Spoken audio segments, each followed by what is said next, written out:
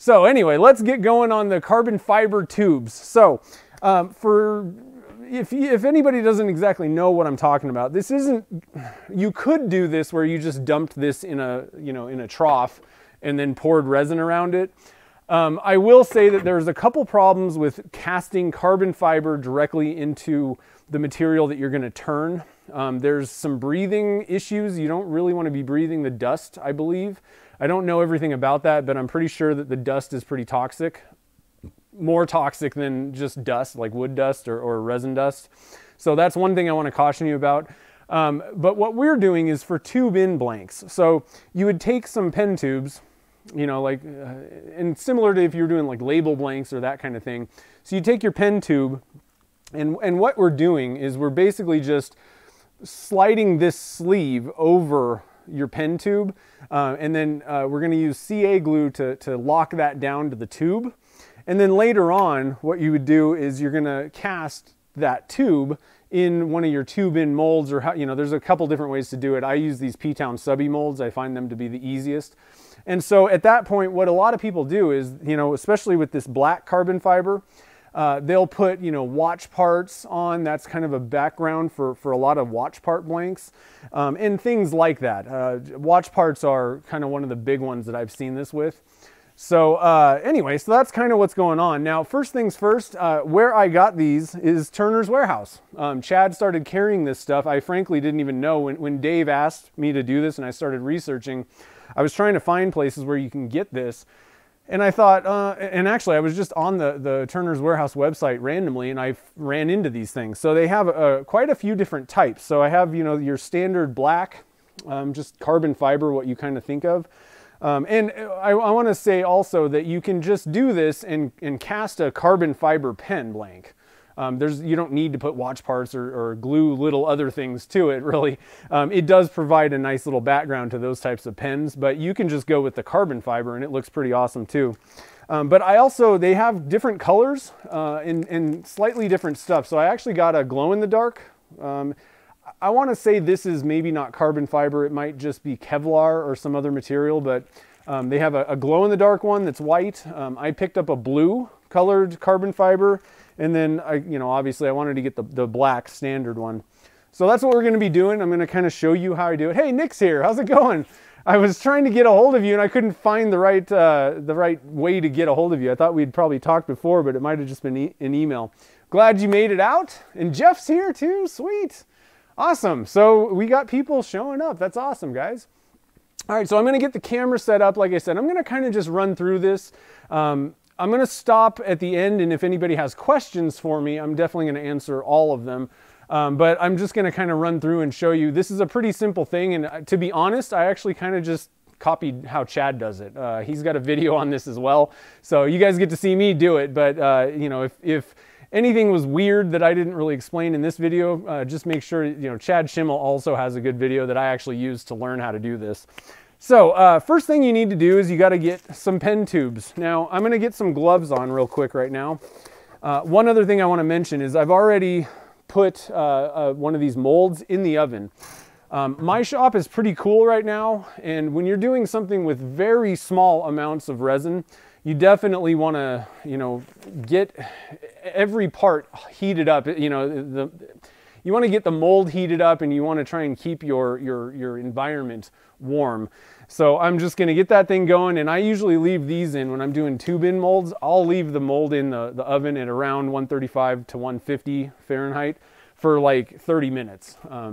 One other thing that I'm going to do, typically, and I got to go run to go get it, but typically I don't really recommend using Alumilite Clear slow set version for tube in casting. It is really meant for large pours. It was developed to be poured in larger than 32-ounce pours all at once. So it actually kind of has some difficulties with very small amounts unless you can get the heat. If it's like 80 degrees in your shop, you're probably okay. But for below 70 degrees, you're going to really have some problems. And even I would say below 80 degrees, you could have problems. What happens is it'll cure and everything's fine. We make the Giese molds with that. So it has no problem actually fully hardening. The problem is you'll get, especially for something like this where it's going to be a dead clear cast, you get white streaks in it. And that's just, again, because it doesn't generate enough heat, and that's one of the symptoms from that. So what I'm going to do for tube-in type things like this, for clear castings, I actually use liquid diamonds. That's what I would rather use for it. You got a really long open time, it'll definitely settle, and you know, the air bubbles will kind of work themselves out anyway, but then I also pressurize it. So I'll be right back real quick. I got to go get my liquid diamonds because I'm keeping that stored in a warm room while our heater is still out in the shop. But the first step is we need to get the carbon fiber on the actual tube itself. So let's see here. Do I have? Yeah, I do. I bought some new liquid diamonds, so I want to make sure I get the right one here. I like liquid diamonds for this because it has a little bit of UV inhibitor, which is good for clear castings like this. I like how thin it is, and there's no drawback to the longer working time with an epoxy. Now, on the other hand, there's no problem using a Lumelite Clear regular set. The problem is I don't buy that personally. I buy the slow set in 10 gallon, 10 gallons at a time, and I don't really want to have to buy the regular set as well. So I just, if I'm doing something this small, I just use liquid diamonds epoxy. So let me stop real quick, make sure I'm not missing any questions here before we get going. And yeah, so, and if anybody knows, we're trying to kind of establish a little bit of a different community at Patreon. And so if anybody knows someone that is a patron also, that maybe didn't, I don't know, that didn't show up and doesn't maybe know about the streams, maybe shoot them a message. I'm going to try and, I actually have access to, I think, everybody's email address too. I'm probably going to send out those just to make sure everybody knows about these for next month, but I just want to mention that. All right, so let me get the camera going here and we will get this going. It's really very simple. So what you're going to do, and Chad sells this, it's the 1/2 inch diameter. All you got to do is you grab your tube and you can kind of push this up, and it'll expand a little bit and get fatter. Let me get this tape off the end of here. I'm just keeping the ends from fraying. So I've opened it up a little bit, and all you got to do is stick the tube in there, and we're just going to glue it in place with CA glue. So it doesn't really get any easier than this. The main things about this is you want to get good glue coverage over all surfaces of this, and you want to make sure that it's tight on the tube. Okay, so realistically, it doesn't really get much simpler getting this stuff stuck onto your tubes. Now, a couple of things that I would recommend. Turner's Warehouse sells powder-coated tubes, and these are the best. You don't have to worry about CA glue messing with the powder coating. It's not going to, bleed or do anything weird. These are probably the best. I don't think it's bad to, this would be a good way to go. The silver nickel-plated tubes. You won't have to worry about any colors or, spray paint dissolving with, your CA glue. So I'm going to use, for this example, I'm just going to put together a couple of Sierra style pen blanks with this stuff. I think I have some. I'm going to go with black ones. Actually, you know what? It's probably what I'm going to do. We're going to go with for something that's like a really fancy pen. I think what I'm going to do for this example specifically is I'm going to go with a junior series tube.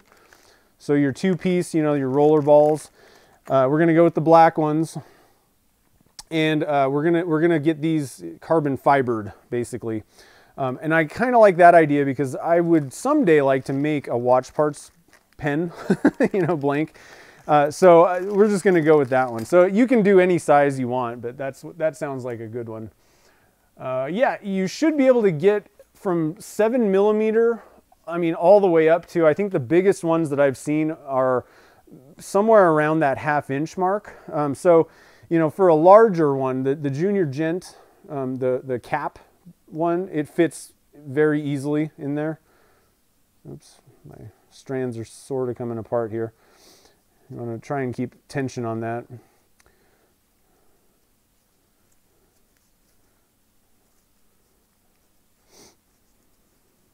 So it fits no problem, you know, with the Junior. And that's a pretty thick one, but you can also, you know, 7mm, which would be like a slimline. Chad, and I got this from Chad. I don't know if I have a slimline tube anywhere, but it will fit that small as well. So, first thing that I'm going to do, just to make sure we get the best bond, I'm actually going to pull out some denatured alcohol, and I think they call this something else over in the UK. But you know, you could even just use like rubbing alcohol. I think the denatured alcohol is a little bit stronger. All I'm doing is I want to make sure that if there's any contaminants on this, any oils or anything like that, that I'm removing them. That way you're going to get the best bond. And I do this with all of my pen blanks. I'm going to hit the tube before I glue it, whether I sand it or not. You know, hit it, scuff it up with sandpaper. But when I'm gluing tubes into a blank, I always clean off the surface with denatured alcohol just to make sure. Because if you have oils or some other random contaminant, that's going to give you a worse glue bond. Now, so we have our tubes. The other thing, you know, you're going to need the carbon fiber. You're going to need some, I'm using Starbond Super Thin. You want to have some sort of a thin, I would say thin is the best. It'll penetrate into the fiber better. I probably wouldn't go any higher than a medium thickness CA glue. You will need a pair of scissors. We'll get to this later. This is what you're going to use to cut off your dried carbon fiber from the tubes. And then you're going to need a couple clamps and some spring clamps. So what I'm going to do here is I'm going to set this up, and like I said, I actually got this entire process from Chad. He is the master at doing this type of thing. His watch part pens are second to none, basically. So you're gonna put two clamps onto a bench, right? We'll get to that in a second. We're gonna drop our tubes in here.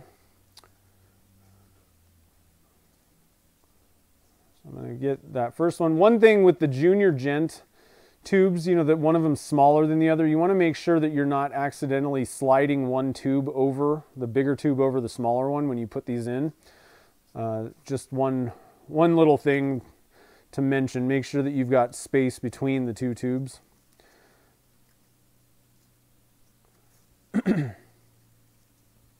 Now these are starting to fray and kind of come apart, so I want to get away from this end. So I'm going to push my tubes down in a little bit further to make sure that I'm not messing around with frayed ends. So we got everything ready here, and basically what you need to do is kind of pull this taut, all right? And that's why we're using that clamp setup.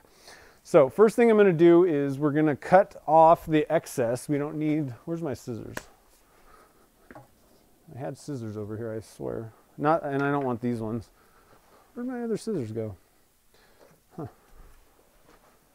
They're probably right under my nose and I can't see them.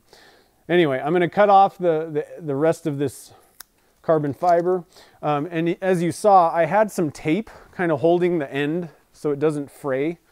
I think that's a smart idea to make sure for storage that your carbon fiber sleeve doesn't kind of come unraveled. So I'm just going to take painter's tape and just wrap that just so it doesn't move. Okay, put that aside for now. Now, you want to, like I said, you want to have a little bit of excess on the ends. Now, you don't want to too much. You don't want to waste this stuff. But at this point, and let me get my camera situated a little bit better so you can see what I'm doing here. Sorry about the wiggly camera here for a sec. There we go. That ought to give you a good shot of what I'm doing. So you're going to take your clamps and you're going to clamp one end to one of these clamps. We're going to get this situated a little bit better. I'm going to put this on the back side, doesn't really matter, but I'm going to pull this taut. I'm going to kind of twist this end a little bit just to make sure nothing moves. Make sure that, you know, it's not twisting too much or anything like that, but you also want to make sure it's fairly tight.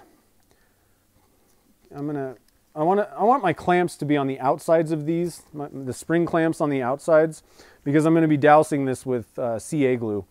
Now at this point, what I'm going to do is just kind of push these out a little bit to make sure that this is nice and tight all the way around each tube. You just want everything to be seated properly. Then at this point, all you do is you take your thin CA glue and just douse it. You don't want, looks like I got a clog in the end there. Cut that off a little bit.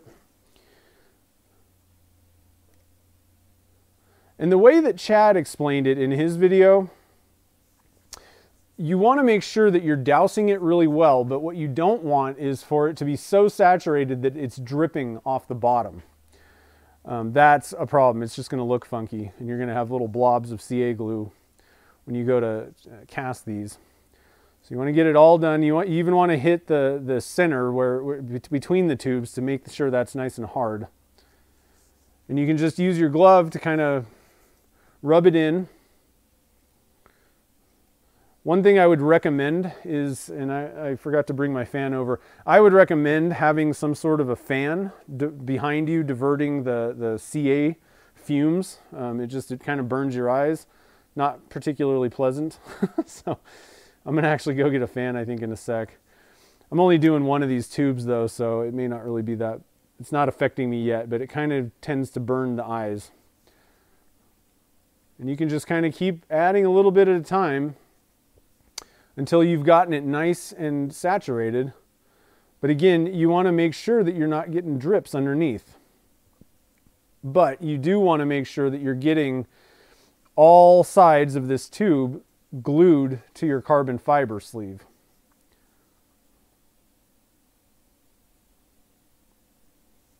Okay, so I think that I have doused the heck out of this. I think it's definitely good. I'm going to look underneath and make sure that I'm not missing any, it's not dripping. I haven't overly saturated it. Just kind of rub it in, make sure everything's good. And then I'm just going to let this sit. I don't want to hit this with an accelerator, I don't think. You know, I don't think Chad did in his video, but I think in this case, it's best to just let it sit, let it fully cure. And, you know, the super fast thin from Starbond, it's a really fast curing CA glue anyway. So it should only be a matter of minutes before this is fully set up and you can take it off of there. So we're looking good. I think I'm going to get the camera and I'm going to try to, take it off and I'm going to try to get a kind of a close-up shot for you guys on the other side there. Oh, it's going to be shaky. Don't look at the camera.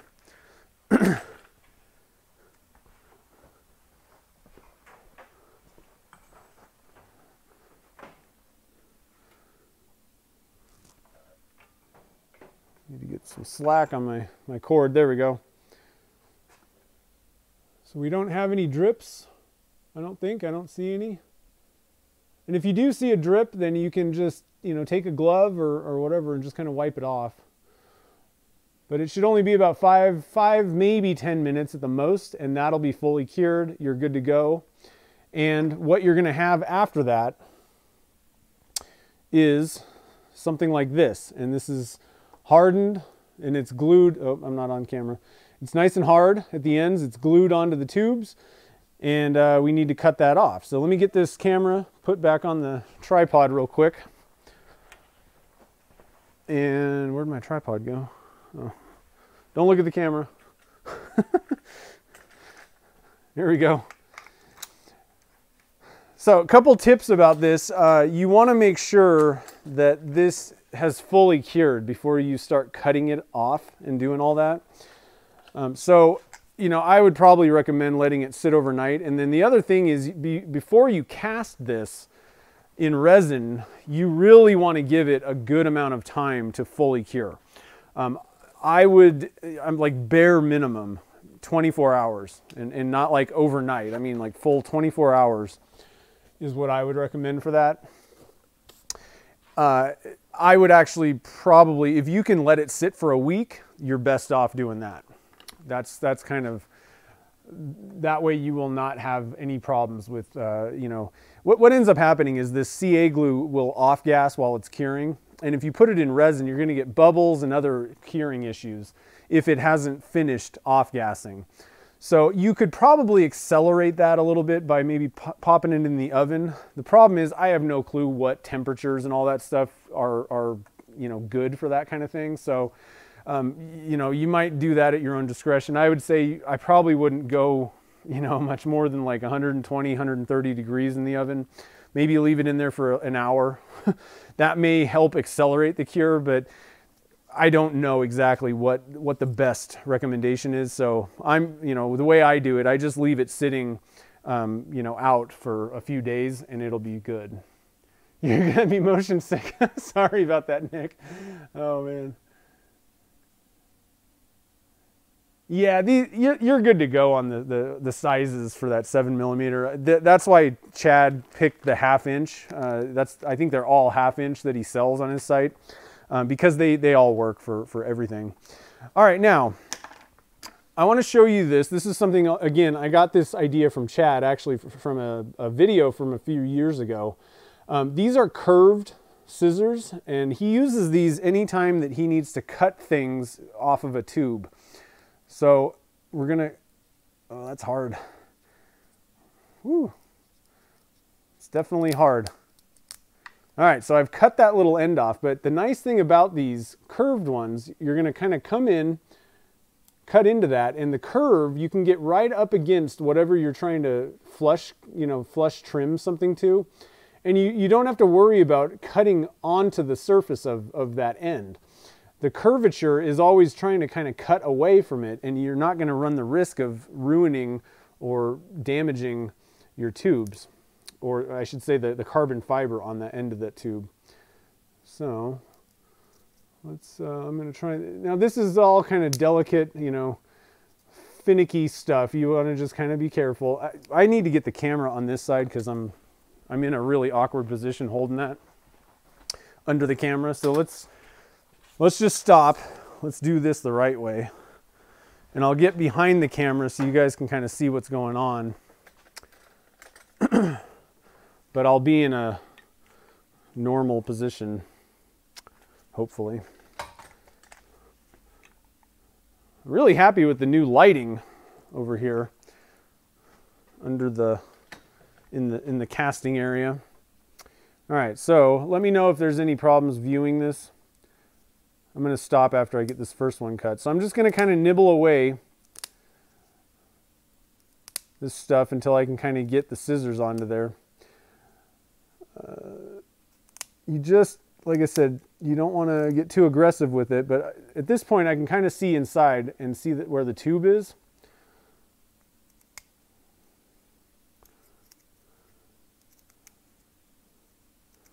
You could probably just sand this up as well, but you kind of run the risk of sanding away some of your tube. So the scissor method is kind of the easiest. If you can pick up a set of these, it really makes it easy and kind of foolproof.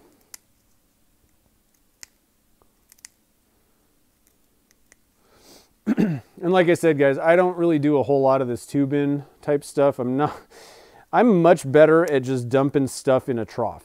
That's kind of, I excel at that, and some of the finicky, you know, watch parts and little parts and things like that, I find that to be a lot more frustrating to my personality. So, but if you give yourself some time, you're good to go. So we've gotten that pretty well cleaned up. Now we'll go and cut this other side off. I'm actually going to get a bigger pair of scissors. Where the heck did I put those scissors? I had some scissors that were for this. Ah, here they are. They're in my desk drawer. I'm going to use a bigger pair of scissors to kind of cut this. I think they'll just handle that a lot better. Get these ends here cut. But I'll tell you, that stuff is really not, it's pretty tough stuff.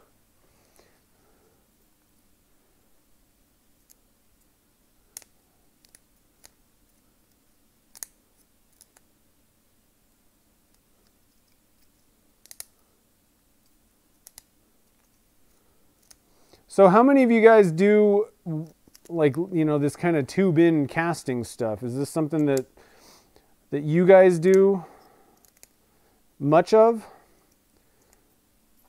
Like I said, I don't really, you guys know what I do mostly. I like doing the kind of, for pen blanks, I usually just do a tray of stuff, and then, you know, we get a little crazy adding random things into there. But I usually do that kind of thing, or larger blanks.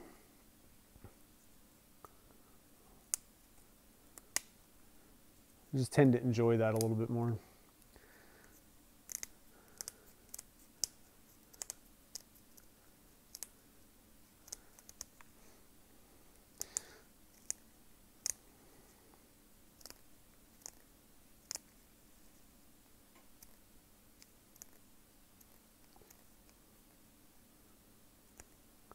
Helps to have good lighting when you're cutting this stuff, I would say also.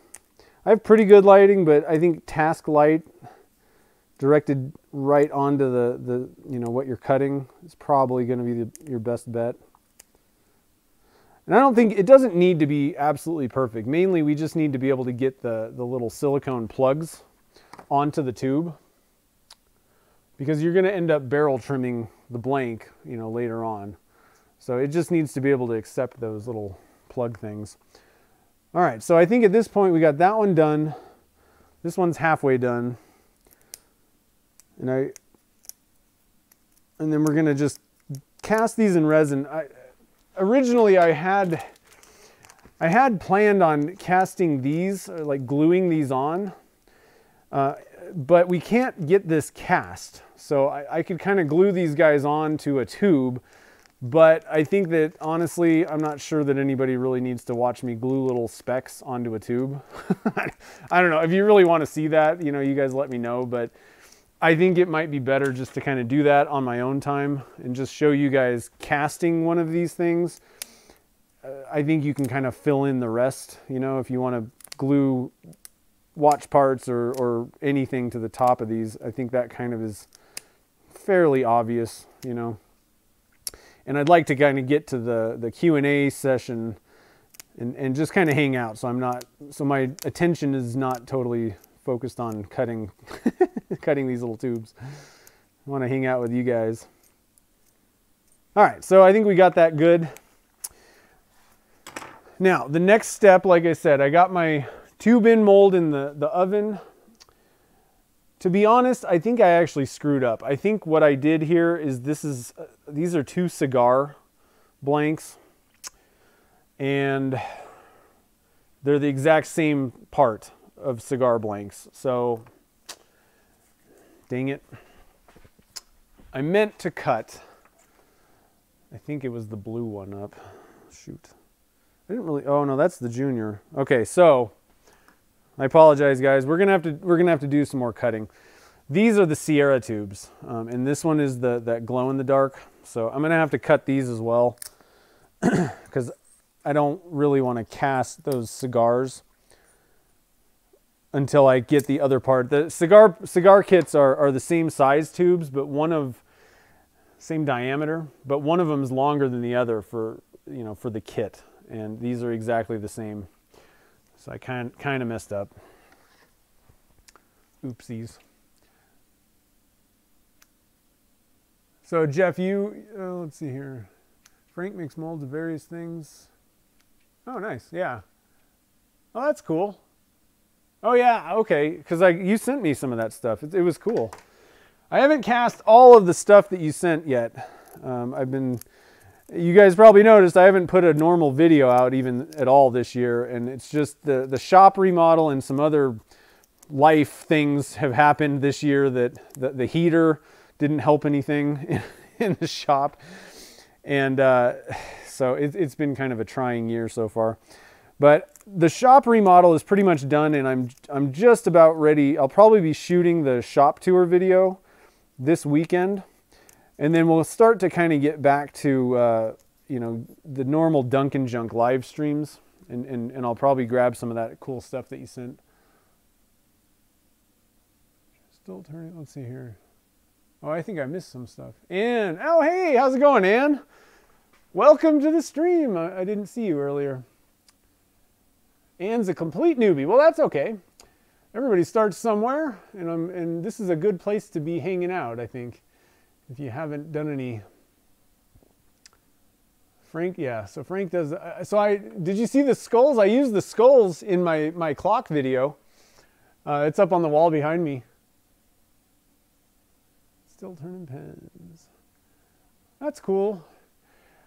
I turned pens for a long time before I got into this. I got into resin casting, or making pen blanks, strictly like out of necessity, kind of. I wanted to start making.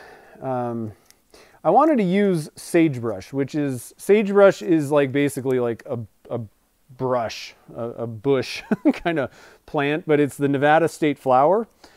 And at the time I was making a living basically trying to sell, smaller woodcraft, so pens and other trinkets and things. And I thought it'd be kind of cool to make pens out of sagebrush, the Nevada state flower, and maybe try to get it into the, I live near Carson City, the state capital. I was thinking, maybe I could get it into the state legislature gift shop, and so I just thought it'd be kind of cool for locals. Well, to be honest, that never did anything. I never actually sold many pens to Nevadans. But I got into resin casting because of that, and started my journey. And the thing was, I really loved it. I really enjoyed the resin casting part, and that became more of my focus than pen making. All right, so these are 2 Sierra tubes. I think what I have here is one of them is a nickel plated, and I don't know if you guys can see this. I don't want to touch this with this hand because I'm going to be casting these. So I like to not get finger oils on things that I'm going to cast. But hopefully you can kind of see in there, there's a little bit of shininess in this one, and this one has just a white painted tube. So there's 2 different types here. And I wanted to do that on purpose, basically, to kind of see what the difference was. So don't look at the camera for a second. I'm going to move this thing onto the other side because we're going to get things prepped to cast these. And so, like I said, the rest of, if you want to glue on little parts or watch parts or anything, that's pretty, for the most part, self-explanatory, I think. There's not a lot necessarily to the actual gluing on of things before you cast them. The one thing is you still have the problem of you want to make sure that you let that CA glue fully cure before you pour resin around that stuff. So if I was going to glue these little bits on, I would, glue them onto the tube and then let that sit again. If you can let it sit for a week, you're guaranteed that CA glue is totally dry and you don't have to worry about it. So that's what I would do, unless I was in some kind of a hurry.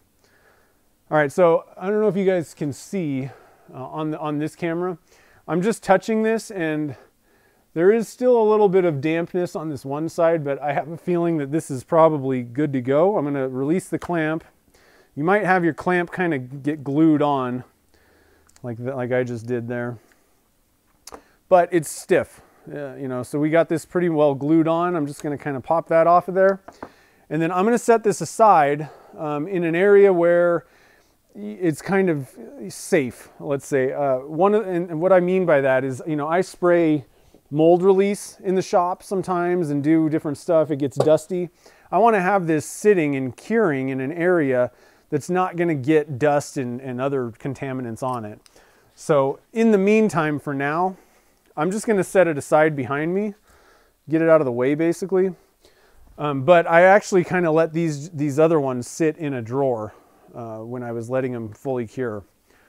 So I can also get these guys out of the way. We're done doing the CA gluing. Kind of clean up this area a little bit so we can focus on the casting part. And I put a link in the show notes to where you can get these sleeves on Turner's Warehouse website. So check that out. I'm going to put this away as well. We can get our tubes out of the way now. So we're moving on. We're rocking and rolling. It's really hard. I was hoping to kind of get this demo done in like half an hour, and I'm just not that good at getting demos done quick. So I apologize for that. What time is it? Yeah, might have to just figure an hour. And while I'm thinking of it, I also want to mention that if you guys have any ideas for demos that you want to see me do at the beginning of these, the monthly ones, let me know in the comments, or shoot me an email or a message on Patreon or whatever. We're doing these, first Friday of the month is going to be the patron hangouts. So it'll be once a month, but any ideas that you have, you want to see done, let me know. I'm definitely down to do whatever. All right, so let me see here. Steven did carbon fiber. Oh, nice. That's cool. Yeah, I'm not a huge fan of the tube in stuff. I've made some label blanks, and I don't know. Let's see here. Let me scoot down. 5-minute epoxy. Yeah, 5-minute epoxy would probably work. I kind of like the very thin CA for this. I kind of like that idea. And I kind of just trust Chad. Like he knows what he's doing with most of this stuff. So anyway, okay. Need some of that white carbon. Yeah, so this is white. To be honest, I actually don't know if this is true carbon fiber. This might actually be a Kevlar product. It looks the same. It's not that big of a deal. Kind of splitting hairs. But this one is glow in the dark. It has glow in the dark like powder somehow in it. So kind of cool. I thought that would be kind of a fun thing. That would be a cool thing to have as a background. All right, so we got our P-Town subby. I like these molds. Fred this is a pretty simple way to do tube in casting. You got 2 of these little doohickeys on the ends. And basically they hold, let me get another glove on so I'm not touching this with my fingers.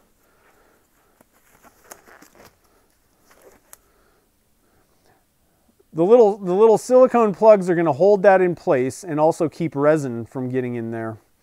And they just go in the ends of this little mold. So if you haven't seen these before, they're pretty cool, and they're very useful if you're doing, label blanks, this type of thing. Anytime where you're just casting the tube only. I'm trying to get this thing to, it's usually not that hard. Okay, so I got that one. And then that just holds it in place. Now, there is one trick to these molds, and so you want to push this in pretty well, and then you want to kind of pull. I gotta get behind the camera here. Make sure you're getting a good view of this. So what I do is I push these in as kind of as far as you can go, equal, like at the same time, pushing them. But then you want to pull the edges back a little bit. So basically what that does is it's going to want, the silicone mold is going to want to kind of suck back into its normal shape, but it's also going to kind of pull the little silicone plugs in. So hopefully that made sense. If that didn't make sense, let me know. But I basically, holding these as tight as I can on the ends, you just want to pull the edges a little bit back on the silicone so that it kind of sucks the silicone plugs into the center, into the tube. What can happen if you don't do that extra little step is you can get leakage if these plugs are not held in, extremely well. You can get some resin leaking into your tube, which you don't want. So, like I said, if that didn't make a lot of sense, I can try to explain it again. One thing that I also didn't do yet, and I need to do, I'm dismantling this for a second. Before we begin, what I want to do, and I forgot to do this before, there's some little, I don't know, stuff in the bottom of this. I'm going to go and blow this out with the air hose. Let me, over here, there we go. See, there's some little specks of junk in the bottom. I want to blow that out. You can also clean these with denatured alcohol. That's kind of recommended. I find that just blowing it out with air does the job. But you don't want to have dust and junk in the bottom of this mold because we're casting clear, right? So if there's little particles, you're going to have little particles in your clear casting. I'm even going to go over, these have been sitting on my desk here. I'm going to go over and blow these off as well. You don't want to have little specks of stuff anywhere if you can help it. And you know, sometimes no matter what you do, you get a little speck, and that, you know, that's not cool. That's another reason why I don't like doing a lot of these little clear casting things. I guess clear casting in general can be difficult because if you just get one little speck of dust in your cast, in the resin somewhere, like the whole thing's blown. Whereas if you're adding a bunch of mica powder, like it doesn't matter, you know, it's just a little bit simpler, I would say. All right, so we got both of our tubes in there. Again, I'm gonna press both ends and then kind of suck the mold walls back a little bit. Keeping tension on the plugs. Yeah, you really want to make sure about the tension, and you know, really make sure that they're not moving. They're not kind of pulling out. You know, you want to make sure that your pen tube is well situated on there. Pushing the plugs in, and then kind of pulling out the ends of the mold. And like I said, that just makes these walls of the mold kind of suck the plugs in and make sure that you don't have leakage. So I'm actually going to toss this back in the oven. I took it out for a minute. It cooled down just a tad. So I'm going to put that back in the oven. It's not going to hurt anything. And then we're going to get ready, get going with our resin. So again, I'm going to use, where are we at? This camera. Let me see my viewfinder. I'm going to use liquid diamonds. This is just kind of what I prefer. If I'm doing tube-in stuff, I like it the best, personally. There's nothing wrong with the Lumelite Clear regular set. That's the other choice that I would go with, personally. But I like the UV blocker. And you know, that doesn't mean that this is never going to turn yellow. But compared to a Lumelite Clear, it has some UV protection in it. So it'll definitely, you know, last longer. The other thing is liquid diamonds is one of the most clear epoxies I've ever seen. It is dead clear. It's on par with, I would say the clearest resin is probably polyester resin. That's why a lot of people use that for clear castings of things. But liquid diamonds, and me and Chad were talking about this, like frankly, it is probably the clearest, optically clearest resin out there. So I use it for this type of thing, and then I also use liquid diamonds if I need longer working time, 45 minutes or something. Now, so these little molds, they only hold, I want to say, I always forget, I think it might be on the P-Town Subby website. I'm just going to mix up, I think it might be about 30 grams. I may be wrong, but 30 grams per tube. I'm just going to mix up 100 grams total. Actually, I'm going to mix up 90. Because this is a 2-to-1 and it makes it easy, 60 and 30. We're going to mix up 90 grams. I'm going to have extra, but that'll be more than enough to fill these little slots up. So let me stop real quick. And you suggested I share my Alpine blank secret. That's the one thing I don't share, is like how I do specific blanks, unless I've done a video on it. But I mean, really, it's just white dye with blue and green, you know, micas. That's all I do, and then a pine cone in there. So there's not a lot to it. It's just, the biggest difference is just, you know, like technique of pouring, which, you know, I do it a certain way, and I probably couldn't even explain what I do. Sorry about that. Choya is awesome. Yeah, Choya is fun.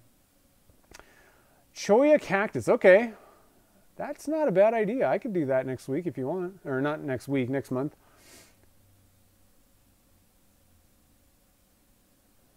They're pretty simple. I generally just toss them in, but we can do that. I think I might even have some Choya on hand.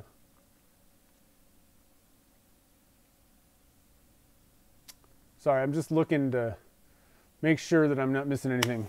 All right, so again, I always pull out a little book, my little book-o notes. So, and you probably watch my streams. You know, and so just in case you haven't, just in case you missed me mentioning my notebook, I really highly recommend get a notebook and keep notes of every single pour that you do when you get started. And I put, like, you know, what was the mold that I'm using. So in this case, this is a Sierra pen kit tube-in mold. and you know, how much resin, what type of resin. Let's see here. I usually put a little name, and then in your notebook you can kind of put notes. So if I was doing color swirl stuff, you know, I would put exactly how much dye or mica powder I put in and how much resin was in each cup and all that. That way you can get repeatable results, and you kind of learn from mistakes. So if something didn't go right, you know, after the fact, you can go back to your notebook and put a little note like, oh, I added too much dye, or this didn't turn out the color that I want, you know, maybe try to add more blue next time or something. That way you can get, you know, you can improve upon things and get repeatable results. So, and I put the date as well. This is the 7th. 2/7, we're doing glow in the dark. I'm just going to call it, I think it might not be actual carbon fiber. I think it might be Kevlar, but we're just going to call it carbon fiber. We're doing, I call them the P-Town Subby molds, the Sierra. And we're going to do liquid diamonds resin. We're going to do 90 grams total. We're going to do 60 grams of the part A. Again, this is 2 to 1. This is different than Alumilite. This is 2 parts A to 1 part B. And anytime you get a resin where there's more of one, then you know that it's not 1 to 1, you know. But make sure you read the directions on any resin you get, just so you know how much, you know, what the ratio is. The other big thing, and for Anne, you know, you're starting out, make sure that you read the directions and find out how they want you to measure. There's 2 different ways to do that. One is with a scale. Can you see my scale kind of over here? Alumilite clear, liquid diamonds as well. They're going to use a scale. So I'm measuring 60 grams of part A, I think it is, or you know, whatever the bigger jug is, and then 30 grams of part B. Alumilite clear, slow set or regular set, that's going to be 1 to 1 ratio. So, you know, let's say you wanted 200 grams total, it'd just be 100 grams of part A, 100 grams of part B. However, there are many resins out there.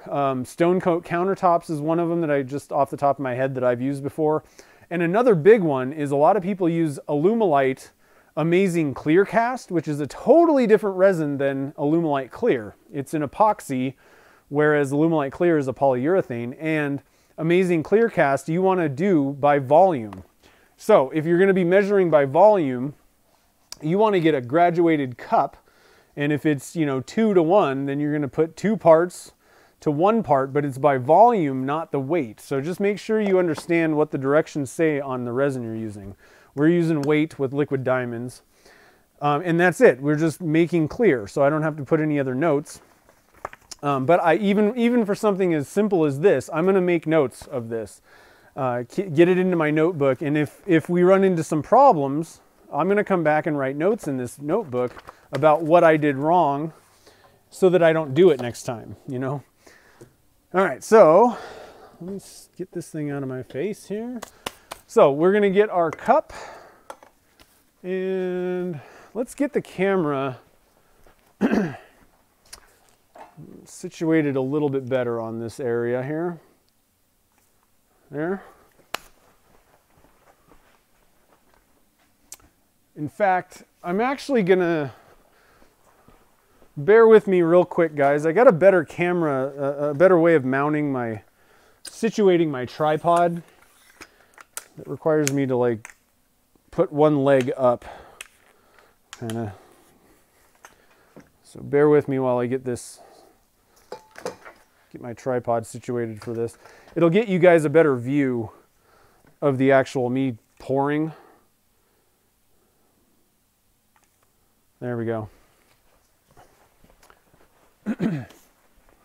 So you can watch the top corner of me just kind of mixing this. There's not a lot to it. The only thing I will say is I tend to recommend epoxies. Usually you have a lot more working time, and I recommend just mixing it for like 3-4 minutes. You know, just make sure that you're giving it a good stirring. It may look like it's stirred, but I find that, you know, sometimes people run into problems, and it's usually a mixing problem. So just give it the amount of time that it needs, even extra if you want. You got plenty of time.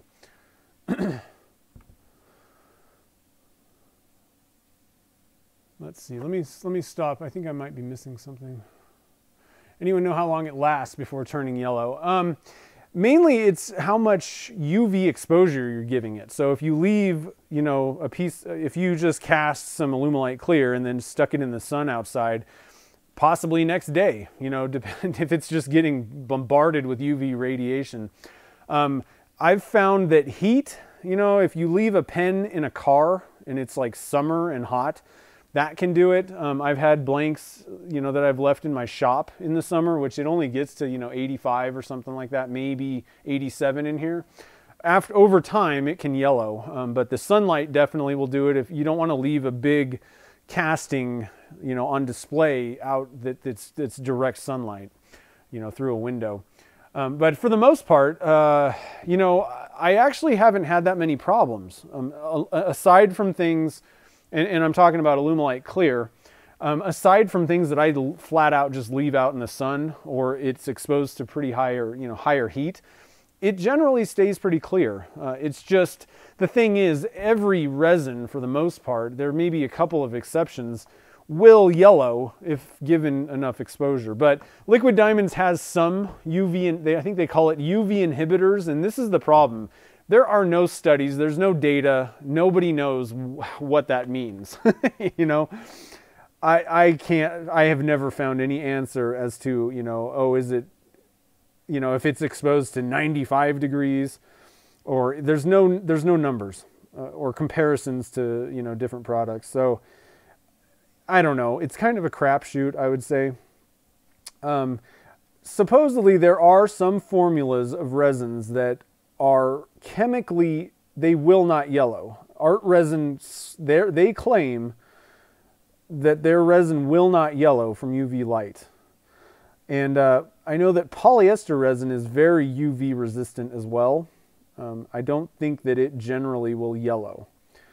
But I don't like, you know, you got to deal with working with that stuff. And it's a little bit more toxic than your other resins, and smells terrible, you know, those. So I just don't use it. I don't care enough. I don't personally make things that really require, you know, dead clear. It can forever. So anyway, that's just my take on it. I'm not sure. I haven't had any Liquid Diamonds blanks turn yellow either. So if that helps.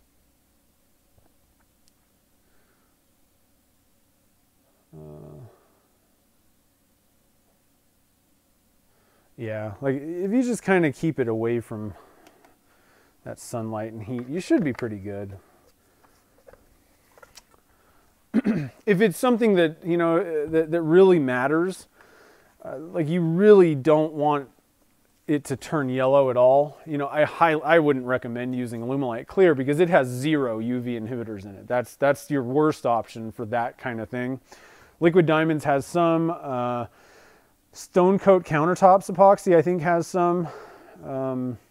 The biggest problem I have, so art resin, you know, you're probably saying, well, why wouldn't you say that? And it's not very good at turning. It's not a very good turning casting resin. So I didn't like that, but that might be an option, depending on what type of project you're doing, is go with art resin. And if it yellows, you can, you know, scream at them, basically, because they swear it will not turn yellow. So I'm dumping some in a little cup. I find it easier to pour, you know, out of a smaller cup than this jug. And that's important on the second one because I don't really want to go over. I'd rather sneak up on it. So we need to add, so I've added 60 grams of part A. I think they call that the resin part. And this is the hardener part B, Liquid Diamonds. And I'm going to, oh, I got something in my resin. I got a little tiny speck, it might even be a bug or something got in there. I want that out of there. You don't get to go in my resin. Okay. Saved myself. That's something on the bottom of the cup too. Okay, so we're going to go with 30 grams of part B here. Like I said, I'm just going to sneak up on it. I probably didn't even, oh yeah, I did probably pour enough. 27. All right, and then I'm actually going to pour, whoa, Pour some back. One thing, if you get some dirt or junk in your resin, you don't want to be doing what I just did, pouring it back into your into your main cup. Just a little note. 29.6. One other thing I want to mention while I'm doing this specific pour, this is where a more accurate scale really comes into play. If you're pouring only a very small amount of resin, you really, like the less that you're mixing up, the more accurate your scale needs to be, or your measurements when you're mixing it. If you only mixed up 10 grams of resin and your scale is only accurate to, let's say, like the nearest, gram, like 1 whole gram, then it could be 0.4 grams off on both measurements, the A and the B, which means it's almost a whole gram off, like 0.8. And that's enough to screw up the ratio. So, very small amounts, you need a very accurate scale. I'd recommend for very small pours, get a scale that goes to the 0.1 gram, so 1/10 gram. If you're doing larger things like, if all you're doing is pouring 32-ounce, cups of resin, then you're good to go to just stay with like a 1 gram, accurate scale. That should be fine. I like just having a 1/10 gram scale for everything because I use it to measure dye amounts in my blanks, and sometimes I need it to 0.1 grams. In fact, there are times when I would rather have a 100th gram scale, but those are expensive or they just don't really work that well. So there's a fly in my soup. So I'm going to be mixing this for a couple minutes here. I just want to make sure, the thing is, you need to make sure that all the part A and the part B are mixed. You don't want any little, parts not mixed, because then that's not going to cure, basically. So always better off, there's no way that you can mix it too much, let's just say. But you could not mix it enough. So always good to lean to the side of mixing more.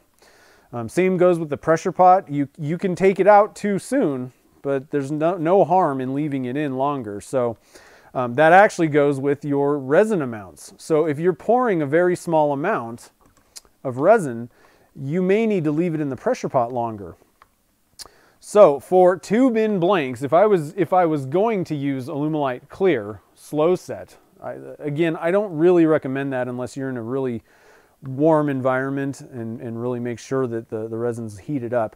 But let's just say, for the sake of argument, if you were going to use Alumilite Clear slow set, the demold time, which is generally kind of what you look for how long do you keep it in the pressure pot, the demold time of that is 2 to 4 hours. Okay, I would leave 2 bin castings like this. If I was using Alumilite Clear slow set and I poured one of these, two tubes here, I would leave it in overnight, bare minimum. And especially the other thing that affects that is the temperature in your shop where the pressure pot is. The warmer it is, the more it's going to cure. Now for liquid diamonds, it has a demold time of about 9 hours in general, okay? Like generally 9 hours. That's given like kind of a medium amount of resin at room temperature. For these, I'm definitely leaving them in for about 24 hours. Just that way there's no question that when you pull it out, it should be good, unless you made a mistake measuring or mixing. All right, so I got about 30 seconds more of mixing. Now, I'm not being careful. I'm mixing in bubbles. I don't really care because I'm going to put it under pressure. You could get away with not using pressure with this, but you would want to mix very slow and be careful when you're pouring it to not introduce air bubbles into the resin. But you could get away with no pressure. I don't really recommend. Oh, I found another fly in my soup, guys. Jeez, what the heck is going on here? Like little black specks of something. I don't know how I did that. So be careful. It might even be a good idea to kind of vacuum up your work area so that you're not picking up little specks of stuff. Oh, you know what it is? I know what it is. It's carbon fiber stuff. So yeah, probably not a bad idea to kind of vacuum your area that you're mixing, so you're not dropping little dust particles and stuff in your resin. I don't do this a whole lot, so it didn't even occur to me. Okay, so we're good to go. Excuse me. I'm gonna get a drink real quick before I say anything else.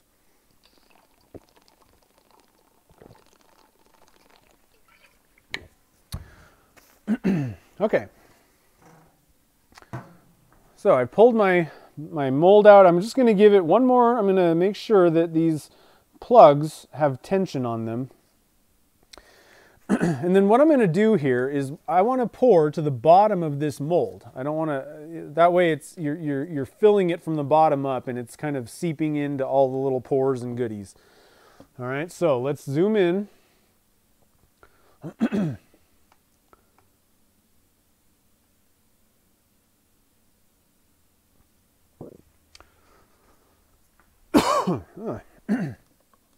Throat's dry.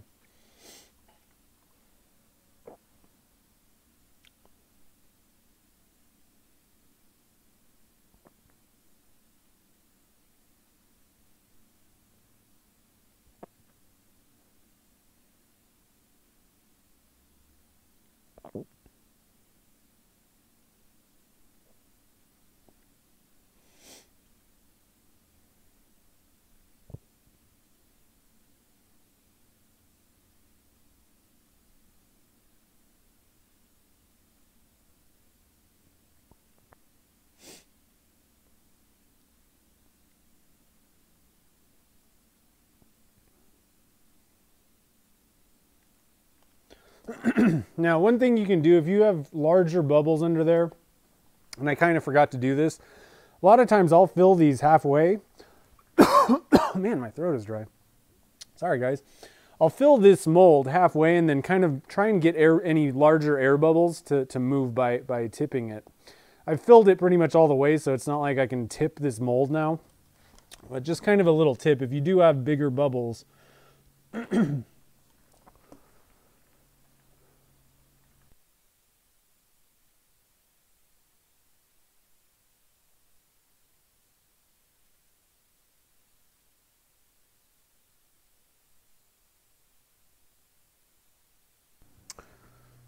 sorry guys, I had to cough a little bit there. I'm better now, I think.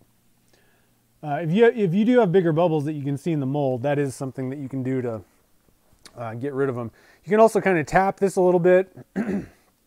That'll kind of help relieve the air bubbles, get them out from underneath. The problem is you don't want air bubbles to be hung up underneath. Even though we're going to pressurize this, you're still better off getting as many of the air bubbles to rise to the surface and out of the resin before you even pressurize it. Stacking the cards in your favor. That's what we're doing here. Okay, so I'm going to blow this off also. There might be dust and stuff on my little tray.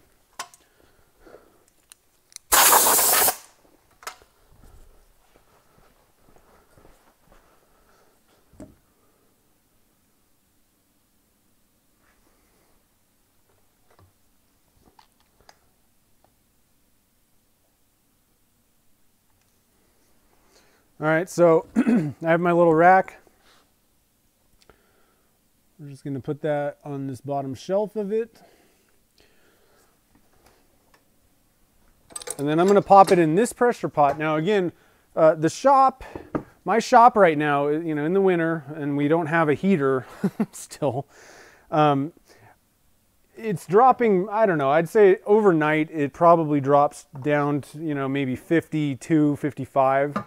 That to me is a little bit too chilly for resins.